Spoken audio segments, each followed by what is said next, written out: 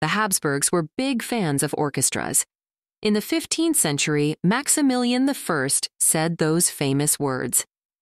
While others were busy fighting wars, you, happy Austria, be busy making marriages. It was clear that he would need a lot of orchestras to make Austria's wedding plans a reality. Even today, orchestration is a pretty strategic element. It lets you create bulletproof applications that are faster to develop and easier to support. Because the full running state of a workflow is durable and fault-tolerant by default, your business logic can be recovered, replayed, or paused from any arbitrary point. That's what Sebastian Grodzicki, our next speaker, said. I don't know too much what he meant, so you'll have to take his word for it. Sebastian, please spill a little more detail about this win-win situation.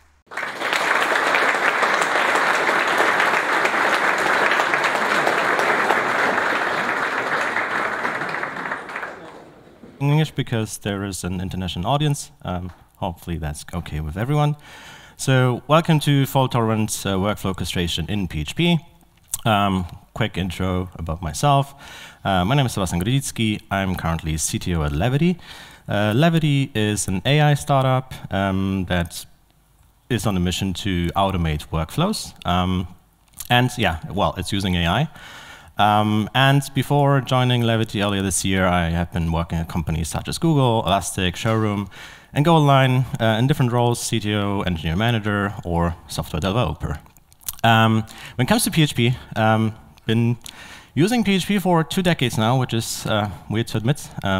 But yeah, still remember the early days of like PHP 3 was it, with like everything in one file and things like that. PHP has come a long way, so it's way better now. And then I'm also lucky to be part of this community for also more than a decade. I think my first PHPCon was in 2013. And I continue to attend as a speaker attendee ever since. You can find me on Twitter, or should I say X. There's my handle. And yeah, without further ado, let's dive into it. So, why do we need fault tolerance in the first place?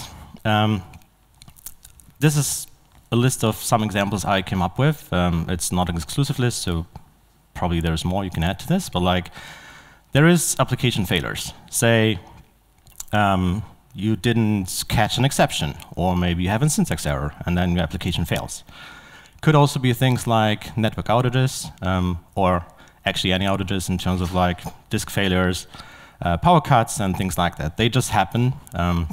There's actually no such thing as like 100% availability. It's more of like, not a question of like if it happens, but when, right? Then you have flaky endpoints. So for instance, we use a lot of OpenAI APIs. They're pretty robust, but not always. So sometimes they tend to respond longer than usual, or they error out, and we need to work around that.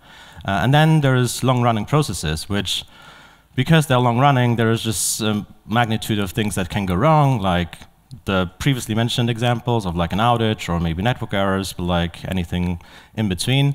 And yeah, it's really hard to recover from such situations, or you need to work around this. Again, there's a ton of other examples, but like this is just a brief list of like what things you need to think of when you design an application. And let's have a brief look at some of architectures or design patterns, for that matter, which try to solve some of that, but like not all. So one popular architecture is an event-driven architecture. Basically, in a nutshell, it's a process where you react to events and then do something. So it's more of like, if this, then that. So in this example, it's like probably an e-commerce application or something that has a checkout, which then goes to, let's say, the order API. And then that order API goes to another API, which is here the fraud API. And then the fraud API to the shipment API, and so on, right? So it's a chain of like events happening. But there is a lot of things that can go wrong. So the order API maybe succeeded, but then the fraud API might be down, right? So you need to work around this of like either retry or revert things, or like there isn't always the green path, that's what I'm trying to say. But we wish there would, and I will share a little bit of like how you can simplify this again. Another design pattern quite commonly used to do a little bit of a better job of like being intentional of like rollbacks or like compositions is Saga, or distributed transactions. So again, in a nutshell, you have a process defined, like again here the e-commerce application where a customer orders goods, and then if that succeeds, you hold the inventory. If that succeeds, you go to the payments API, and then you ship them eventually. But like if things go wrong, you already predefine of like in the first step, like if the order was successful, but then the inventory API is down, you have a process saying, okay, if that's the case, then cancel the order. If you go from the order API to the inventory API to the payment API, and the payment API fails, you need to do two things now, right? You need to release the inventory and cancel the order, and so on, right? With the payment, with a refund, and things like that.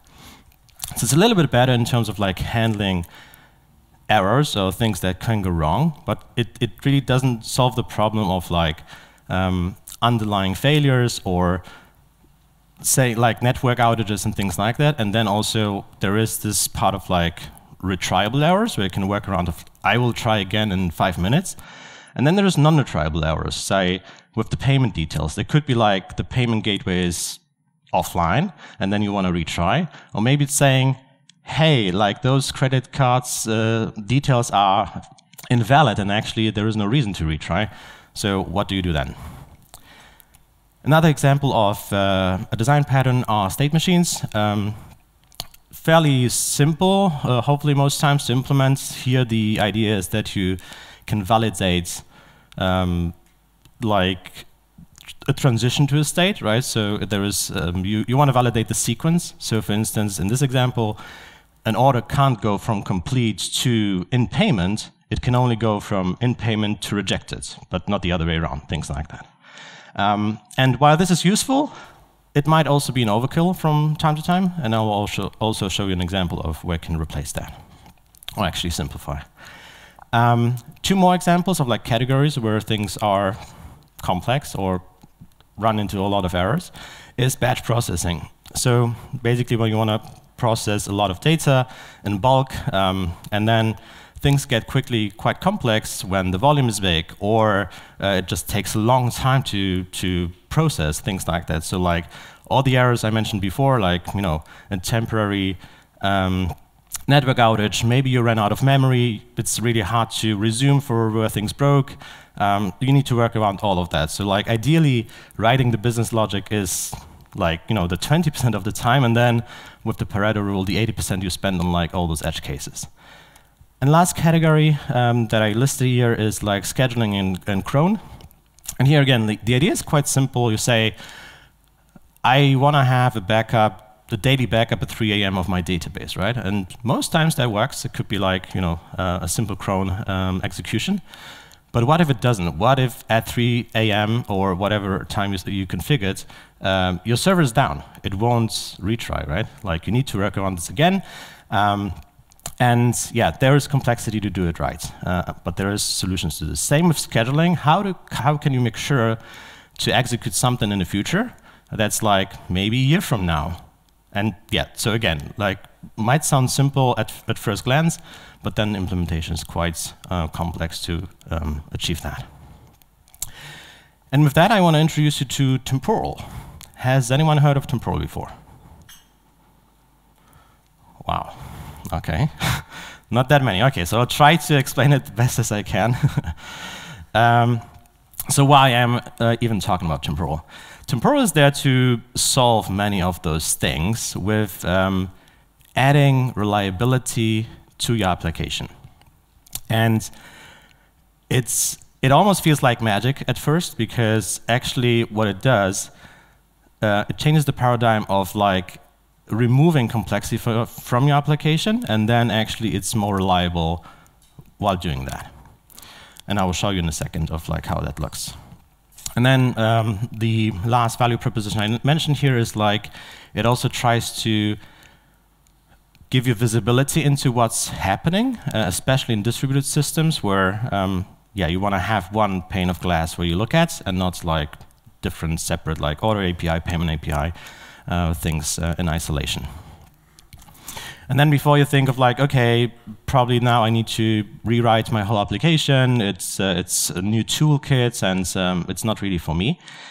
Actually, Temporal works with anything that you already have. So if you have a runtime, like PHP, whatever version, you can still continue using that. If you have your favorite test framework, you continue using your test framework. If you have a deployment process to cloud, to on-prem, whatever, you keep using that. Continuous integration, and the list goes on and on. So it's like framework agnostic, language agnostic, with one asterisk of like, it needs to support your language to bind this together, but like, it's not opinionated to run on any particular stack. So what I mentioned, Temporal adds the reliability piece, which is also called durable execution, and it actually supports many languages. PHP is one of them, and you can actually mix and choose. You can have the order API in PHP, maybe the payments API in Go, and they can all use Temporal together, and then actually reduce a lot of complexity as well. So second question that could come to mind is like, okay, that's probably then expensive, or you're trying to sell me something here. So first off, I'm not associated with Temporal, so I'm just happening to using it, and this is why I keep recommending it. Second, it's an open source project in its full meaning. It has an MIT license, so you can basically almost do whatever you want with it. Self-host, fork it, contribute, look in the source code, everything is there. So yeah, you won't be locked into something that gets expensive. But don't take my word for this. There is companies using it at scale. One of them is Netflix, and yeah, you can probably read the quote yourself. But like, they say it saves them time, right? It just makes things way easier to develop. And same quote or similar vibe from HashiCorp, or the co-founder of HashiCorp. He actually says, I think the last sentence is quite powerful, where without Temporal being there, they probably would build something similar, because there is a need of like fault tolerance and like working around this. But because they would just solve it for their use case, they would probably do a worse job. And if you were to ask me, I would say it was a game changer for us. We are a small team, so like we don't want to spend too much time on like building things that are managing this complexity. So Temporal really helped us to take that away and yeah, simplify a lot of things. So going into the building blocks, again, you're all new to Temporal, so I try my best to explain how this works.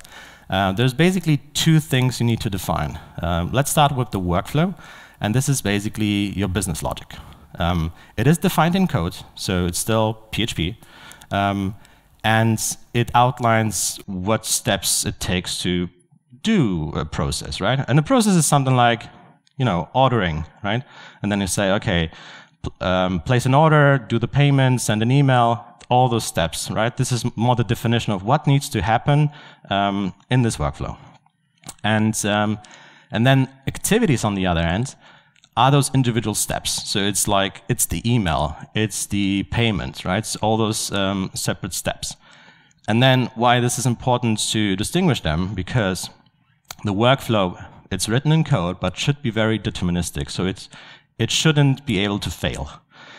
It doesn't talk to any external APIs, it doesn't talk to the database, it's more of a structure of like how the code should run. So the definition of like the workflow. Whereas activities, they can fail, of course. They talk to APIs, they talk to database, they can fail and will recover. So this is quite important to remember. So you don't do actual work in the workflow definition, you just define it, and then activities do the real work.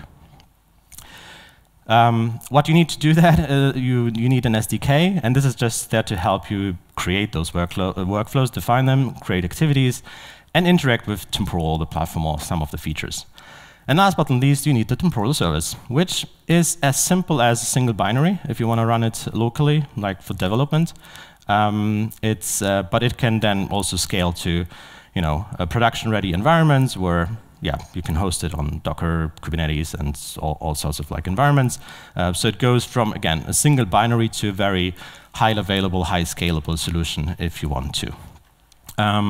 And then basically what it is, it's like a service, and then it needs a database. Could be in memory as like on your local machine. And then in production, you can use Postgres, Cassandra, I think Kafka. So there's a couple choices you can pick from. Or you can use Temporal Cloud, which is also quite easy to set up. And again, there is no vendor lock, and you can always self-host if you want to. So PHP specifically has the Temporal SDK. So yeah, you install it with Composer required Temporal SDK, and then you get all those classes that will help you define workflows and activities. But it's not really adding a lot to your code base. In terms of like, it's still your code. And then for local development, I would encourage people to install the Temporal command line interface, which has the server included. So if you're on Mac, you just do homebrew install Temporal, and then Temporal server start dev, and that's it. That's in memory, and once you shut it down, it will remove everything, and then you can play around. Well, let's look at some code. Not sure I can make it bigger, but like, can you see it? Okay, awesome. So I will go through like the classes, and this is one of the two examples I brought with like the money transfer example, like that's quite commonly used in like databases maybe where you present transactions. But here the idea is like you want to transfer money, but like it's not a database transaction, so it could be REST APIs, if you will, right? And then we want to see of like, okay, what happens? There's always this chicken egg problem of like, if one succeeds and the other fails, what then, right? So this is just the interface for the workflow definition. As you can see, there is basically plain PHP code in here and two annotations, which are from the SDK. And the annotations is basically the bits that you need to add, just to make sure Temporal knows how to run it. So you have a workflows interface, you call it however you like, and then you can also define, or you should define a method, and there you can define a name if you want to, but it would default to just the class name if you don't specify it. And then we have one method that says transfer, and it takes a couple of arguments like from, to, account, some kind of reference ID, or like a title, and then the amount. Let's then have a look at the activity. So the activity interface, again, has an annotation corresponding or telling Temporal that's the activity, and has two methods. One is deposit, right? So like in, and then withdraw, so take money out. Now to implementation. So this is just extending the interface I showed before. We take an account interface into this method, and then in the constructor there's a couple of nice things happening there. So quickly cover what they do. Other than setting the accounts, they also define some of like the fault tolerance attributes to that workflow, which you can define. It's like very specific to your use case. So here with the with start to close timeout, we are saying this needs to finish within 5 seconds. Obviously, you can set it to however you want, right? Like it could be days even if needed. Well, like the idea here is like, oh, it's like a simple call, it shouldn't take more. If it takes more, it means it's stale or it failed, and this is where you want to recover. So you just set good defaults to make sure this is all handled automatically. And then the second attribute we set here is like a retry policy, where we say, and then try 10 times. And if it doesn't work after 10 times, then it fails eventually. And again, you can set it to infinite, so if you want to keep trying, you can. It's more of like, what are your expectations around the recovery part of that. Then as you can see, the transfer methods is basically using the account interface and sorry, running through two methods, withdraw and then deposit. And here is where the magic comes in. You don't see a try catch block, right? So it's almost like saying this needs to succeed, because the complexity of recovery is built in. You don't need to worry about that. You don't need to do like try catch and then revert and things like that, because it will always execute no matter what, based on those like definitions you set and in the beginning of the script. And then the activity itself is currently just a log file, so it doesn't really do anything. Or like you can add a database, a REST API, whatever. It doesn't really matter. But like this is just pretending it's doing what it's doing, right? And if you want to test it out actually to see what would happen if it fails, I commented out an exception that you can throw, right? And then if you have that exception, you would see it's retrying after those 5 seconds or whatever comes first. It probably would just retry 10 times because it's a quick action. And then lastly, on the SDK, you need to trigger it in a way. So this is just a Symfony CLI commands where you have the basic setup of like inputs, outputs, and then you take the workflow client and say workflow transfer, and then you give it the inputs. This one is running in a blocking mode. It means it will wait for it to finish and then write workflow completed on your screen. You can, of course, also set them as asynchronous jobs. So like saying, okay, do this, but like I don't care, of the end result of that. And this is meant for like long-running workflows. Second example I want to bring is subscription scenario. So say your Netflix subscription, for instance, right? So there is more steps to this, which I thought like it might be useful to go over them. Same schema, start with the interface. There's actually just one method, subscribe. You want to subscribe to Netflix, or, okay, this is not product placement, to some other vendor as well. And then there is the interface, which, again, is hopefully simple to read. So you want to send a welcome email, you want to charge monthly fees, you want to send an end of trial email, so we also have that in there. You want to send a monthly charge mail, and sorry to see you go email if they cancel, and also process the cancellation. So these are the methods that, that are basically in the sample docs. So, and then let's go into the implementation of that. It didn't fit on screen, so I'll first show the constructor and then the methods. So in the constructor, nothing new. We already have seen this. So you basically can set it, they're optional, some attributes of like expected closing time, and there we set it just to 2 seconds. And then the whole business logic is just this file, right? And for like something to handle so many things, this should look fairly simple. Hopefully you agree. But like, let's go through it. There is a subscribe function. At the beginning it says, someone subscribed, so you want to send them a welcome email. So there is a generator, and you basically call this method. And then you go into a try-catch. That's not for fault tolerance. I will explain in a second why we have a try-catch here. Let's go from top to bottom. Then at the beginning, we set a trial periods to true, which is replacing our state machine, actually. We don't need a state machine, we just have a variable, which is super simple. And then what we actually do is a while loop. We say, okay, continue forever, and the first thing it does, it will sleep for 30 days. And the script will just resume after 30 days in the exact place. And this is where a lot of this magic happens. It can resume forever, like wherever it needs to continue. So we have sent the welcome email, we set that as a trial, and we wait for 30 days. What happens next is like, if it's still a trial, which would be the first occurrence of that, after 30 days, it's sending, hey, end of trial. It's sending an email. And then it's also changing the variable to false to keep the state. And then it will continue. So we'll go then again into the loop. It will skip the if statement. It will wait for another 30 days, because then it's like your normal subscription. And in another 30 days, it will do 2 things. Charge the monthly fee and send you an email confirming that it took your money, right? And it will continue doing so forever until you cancel the workflow or the subscription. And this is where the try-catch comes into place. At any point in time, before the trial ends, in between, whatever, you can, I will show the script in a second, if a cancellation failure comes in, which is not really a failure, it's more of like an indicator of like, hey, I want to cancel this, so don't like stop execution. It will then do 2 things, like process the cancellation and send a sorry to see you go email. And this is like all the logic it takes to manage a subscription like that. So then we need two commands to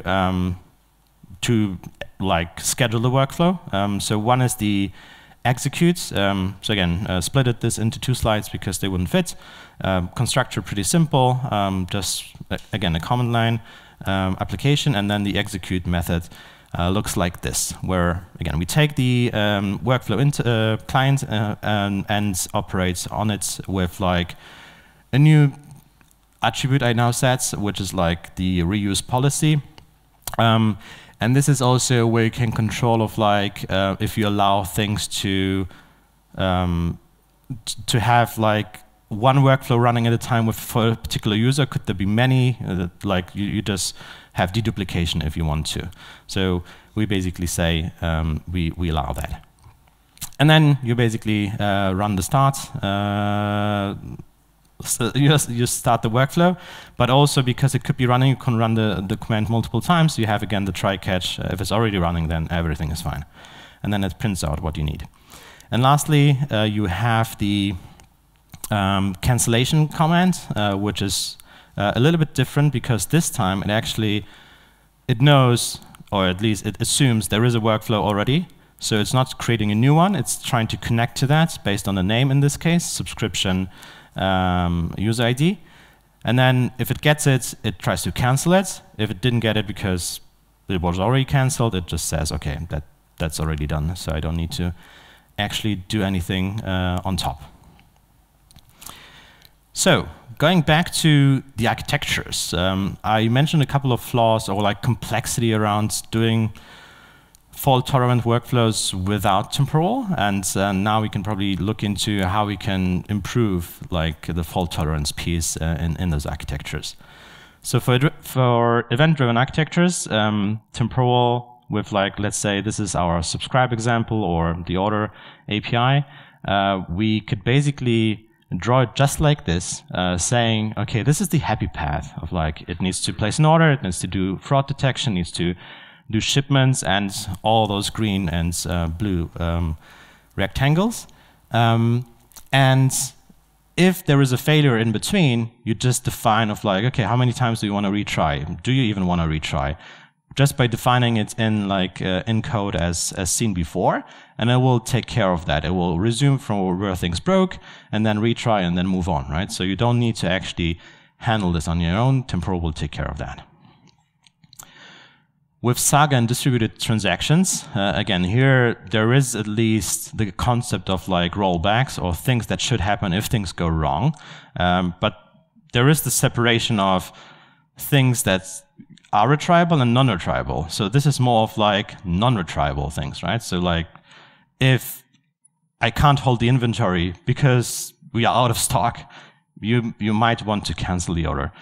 And this is still like the typical Saga workflow.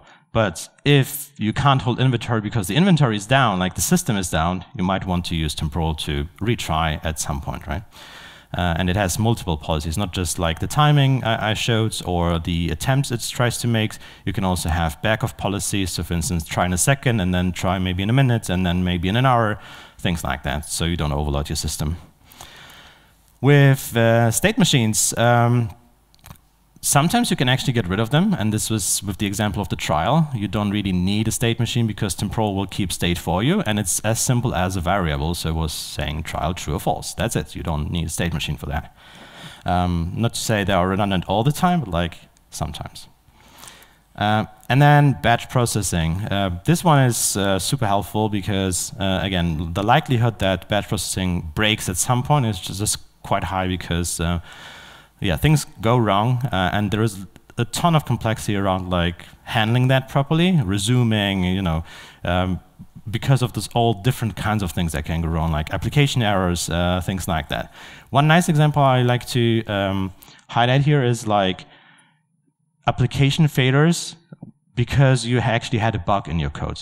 And normally you can't really resume for like, or it will break, and then you actually need to provide a fix and then run again, right? With Temporal, actually, it would break. You can fix the codes, deploy the change, and then resume with the fix applied from where things broke. This is super powerful. And then, yeah, all the other bits of like, you know, APIs being down, like any kind of outages, things like that. And with scheduled jobs in cron, so here, the database example I mentioned, you want to run a daily database dump at 3 a.m. You can actually use cron as the syntax. You can say, 0, 3, and the asterisk to run it.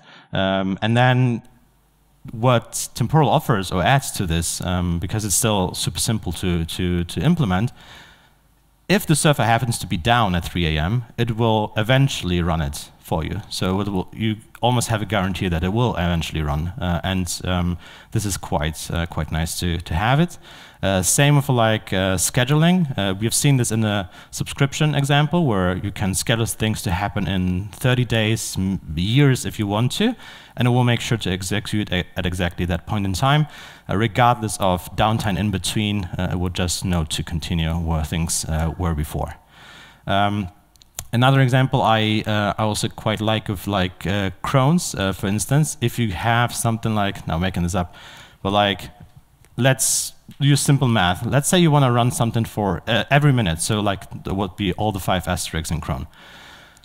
We do this quite often for at Levy we have integrations, and some integrations they don't offer event-driven applications or webhooks, so you actually need to pull them, right? Every minute, basically, call the APIs, then new things in there. So let's take the example of email. You want to pull for new emails every minute to just react to any new email coming in.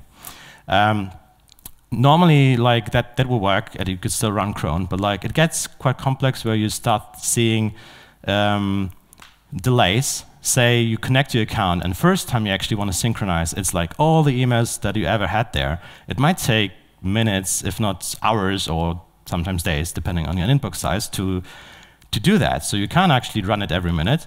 And if you define it in Temporal the way it works, because you can use workflow names as unique IDs, and they guarantee to actually execute just one at a time, the first execution could take whatever it needs to execute, so say hours, and then the next execution would take maybe a couple of 100 milliseconds, right? So then it runs every minute. But it will be blocking, wouldn't be overlapping. And another cool thing that you can define that's also kind of just one attribute that you can add is jitter. So with the cron example, yeah, let's say, again, running every minute, and then say you want to run 60 tasks. Normally what happens is all the 60 tasks would execute exactly at the 0 second of that minute, right? And then you can overload your system. So if that task needs 1 gigabyte of memory to execute, you would have 60 gigabytes of memory needed to execute that. With Temporal, you can say, OK, scale this every minute, but I'm OK with running this within a minute. So you say jitter is 60 seconds, run every minute. And then what it does, it distributes it evenly. It was run 1 task at first second task at second, and so on. So ideally, you would only need 1 gigabyte of memory to run all of them, and you wouldn't overload your system. So again, super neat to replace some of the existing things that are out there. I know I just scratched the surface, so I want to send you to some resources. Obviously, the Temporal homepage is quite good to get an understanding of what it does. They also have pretty good docs, and specifically on PHP. There is a section on PHP. They have online courses, which are free. Unfortunately, there is no course for PHP just yet. But I would still encourage you to actually use other languages if you're comfortable reading them, because the main flow remains of how you interact, what you need to send, and things like that. Just the code snippet wouldn't fit, right? But I think maybe TypeScript is similar to Reads as PHP, so you can go through this. They're quite nice, and there is, I think, more than 10 hours of self-study material that you can use. And then there is a GitHub repo of Temporal, the official samples, and actually the examples I brought are in there: the money transfer, the subscription, and there is, I think, 20 or 30-ish more. So yeah, feel free to check this out. And with that, I'm taking questions. OK, let's start at the beginning. I don't have one. Raz, dwa. Okay, there was a slide with probably activity, if I remember correctly, implementation of the activity, which was yielding some stuff, yes. I would like to ask how it works in terms of trial period, because this is infinite loop and you execute this activity from time to time, or like every 1 minute. So is sendf of trial email method respecting some state or something like that? So it sends actually it only once, but if it detects that it was already done, it does nothing or something like that? Exactly, yes. It's not even, you don't run it every minute. It's not like cron. What I didn't show here, you need a worker process, which basically has the SDK, and then it knows, okay, there is a new workflow I need to execute. You can actually also run specific tasks on specific machines if you want to. Say you're doing AI, you want to have GPU available, so all sorts of things. But like on your local machine, still assuming you have the worker, it's almost closer to a queue, I would say, where it pulls messages from Temporal, and then it knows, first it has the state, and then it goes from where it's left. So with the example of like the email, first it knows it already executed, it keeps the state, and this is atomic and guaranteed. And then for like the sleep, it doesn't really sleep in PHP, it waits to send another signal in 30 days. So it keeps on going or waits for new things to happen. But I think the closest is to thinking of like how you would work with a new, like a queuing system where we basically wait for new message to appear, and then what's different is that Temporal knows how to translate the states into code and resume for where it should. And this is basically serializing all of this data into Temporal's database, and this is how it works. Okay, thank you. Have you run it on scale? Because we tried to use Temporal about a year and a half ago, and we have a lot of problems with debugging why the workflows don't start, why they are delayed, etc. And this was the blocker for us. Okay, yeah, we define scale. It's we don't run it, say, Google scale, but like we run it in production. We use actually Temporal Clouds just for the convenience of at least not thinking of like infrastructure. It can get expensive depending on like how you use it. For instance, we tried multi-region, which doubled the cost, and then it was like, oh, we don't really need multi-region, so we turn it off again. But like, it's definitely at least good to start with that, and if you're better at managing infrastructure, you can do that. But I think your question was more on like how you use it. So like visibility. We had it on premise, so it may be the reason why it didn't work. Okay. Yeah, so like one I think is high availability and scalability, which you just either can do it properly, as they actually also have Helm charts and like all definitions that you can try to replicate, but it's hard. Yeah, of course, it's a distributed system. It's always hard to host those. But when it comes to the just using it and visibility, obviously it's not solving all the problems. If like something is actually wrong and you want to share visibility, so for instance, we run workflows for our customers of integrations, the email example being one, and then if they revoke the token, like there is nothing we can, like we can send them an email, right? But like, hey, you need to connect your account again because we can't continue with the workflow. But we actually react to those information. So Temporal will let us know it failed because of that, non-retriable, please, reconnect your account or things like that. What do you think about PHP documentation? Because a year and a half it was nightmare, and the Slack support was mediocre, at least. It's I'm happy that it's there, so that's good. I wouldn't expect PHP to be one of the few languages that are supported, but you're right, it's not the best. I think they work, like the team that creates Temporal, they do it in Go, so obviously the Go piece is good, the TypeScript piece is pretty good, we actually use that. The PHP bit is not ideal, it gets better. There is a, not doing product placement, there is a software house that does a lot of like the open source tooling around that, and they're still using that quite a lot, so hopefully things just will get better. But like, it's getting better and better. That's what I'm saying. Thank you.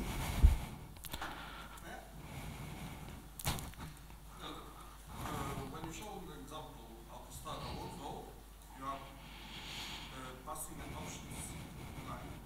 We try time times, time out, or after 5 seconds, something like that. Yeah. Is it possible and This one, right? easy to do custom options? It's called options, I guess options. So for example, when server load is lower than or something like that. One is server load. Close number of those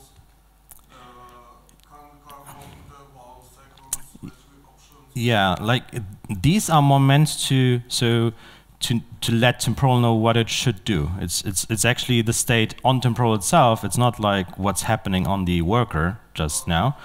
So not like this is more of like, okay, this is how I define the policy when it should retry and whatnot. But like what maybe is your question of like, okay, the worker can't handle it anymore. Can you go slower and things like that?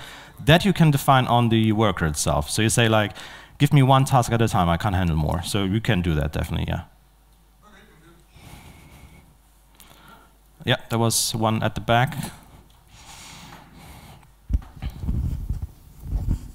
I have a question on the operation point of view. Like you said, there is some tooling around that. Do you have like visibility of the tasks running on Temporal? Like, I think it's quite similar to Celery in Python, which has some CLI and where you can like inspect a lot of things. How it looks here? Yeah, you have two main bits. Like one is the Temporal CLI tool, which basically you can start workflows and like collect metrics and things. They also have an UI, which is quite powerful, where you can see all workflows like visually as building blocks, and then you can drill deeper and see like inputs, outputs, error logs, if you will. So a lot of things. We actually are going to expose some of that information directly from Temporal to our customers, saying like, because we run workflows in the end, right? This is our offering, and they want to know why they fail. So almost like, I'm not sure if you use GitHub Actions, so it's more of like you have this kind of terminal or whatever workflow experience where you can look into that. So it offers that as well. And then if you're hosting it yourself, and yes, some of the components you can also get on cloud. You can also connect directly to, for instance, Elasticsearch, where it stores a lot of the event history. And if you want to query it differently, you can directly connect to this. And maybe one more question regarding what's like sits behind that, because I believe there is this CLI where you can run it on your local machine to play around, but there is probably some sort of suited for production, like what can you hook as a backend there? Yeah, so one is the service or the Go binary application where the business logic is, and then I think the other, and it's taking inputs, outputs, right? It's like orchestrating all of that, and then it's heavily using databases as like, you know, the state, right? So it's sitting in between, yeah, but you basically talk to the binary with gRPC actually. So yeah, that's how it works.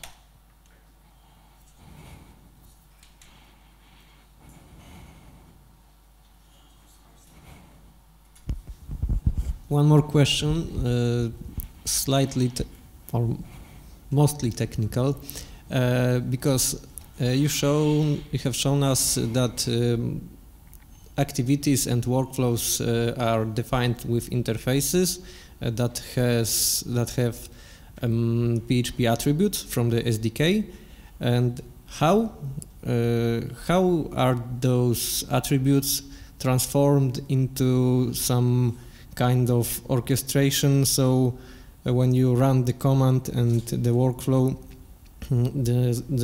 your application actually know what to run, and how these activities and workflows are collected in your. Is it related to framework, or is it framework agnostic? You need to do it manually, or how? Yeah, I would say it's mostly framework agnostic. But like what I didn't probably do a good job explaining is like where we had commands saying like subscribe or transfer money.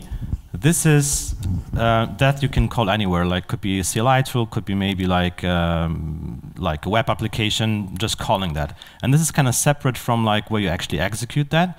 So the activity and the workflow itself, they need to be defined and be accessible for the worker to run, because it needs to know it needs to run this. And actually, with the worker, once you start that, you say, okay, this is the list of activities I'm capable of doing. So it could actually, it goes into this of like, okay, this is what I can do, this is what what you cannot do, you don't list. But like, there is like, you know, that doesn't have to be an overlap. And then it knows where to send those signals to. So basically, again, comparing it to a queue, would say like, you almost connect to like maybe event bus, and then you listen on specific events, and this is how it gets executed. So you register, I'm capable of handling this or that.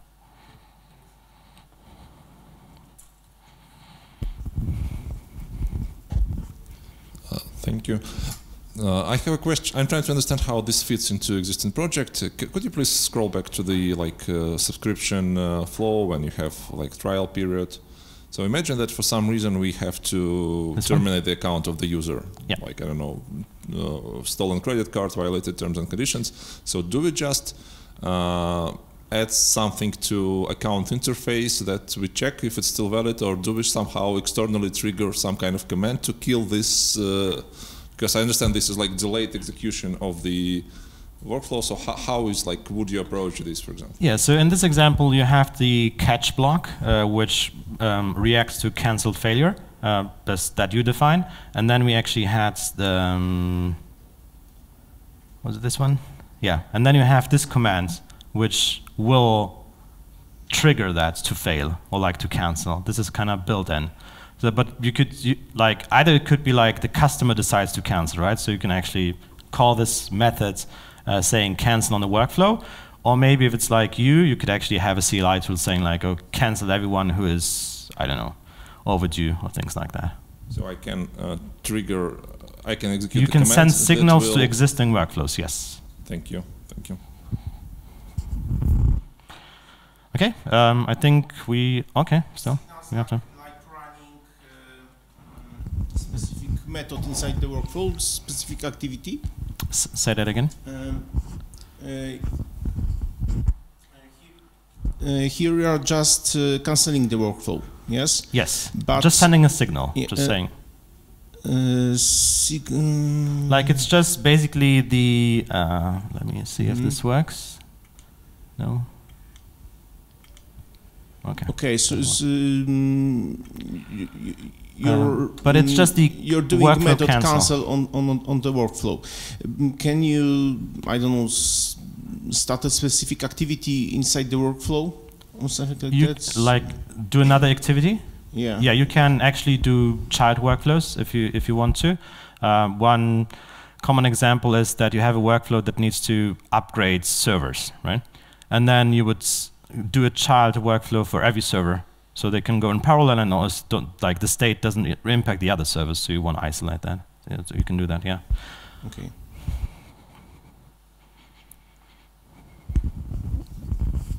How to make a test with this tool? From the global perspective of the whole application, because on the first slide there was info that you can use, for example, BIAT, but from the global perspective of the whole application, how we can test, for example, state machine with this approach? Multiple ways. One that comes to mind is like almost as your local environment, you spin up a temporal server. Could be this one CLI tool, which is then in memory. You can actually also give it a file if you want to resume like from that. But then the setup is fairly simple.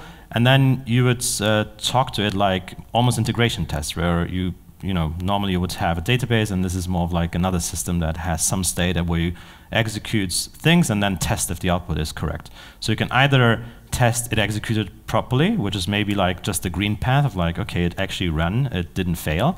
Or you can look into the specific activities, get the event history, get the inputs, get the outputs, read whatever state. Maybe you even want to check of like, oh, it executed longer than I wanted, and then you do something. So you can codify it around this. Everything is in code, so actually there's endless possibilities, I would say. Okay, thank you.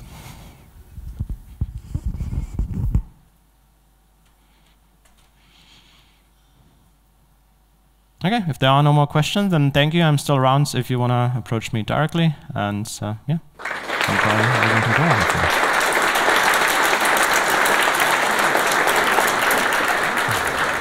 and if you want to leave feedback, then there is the link.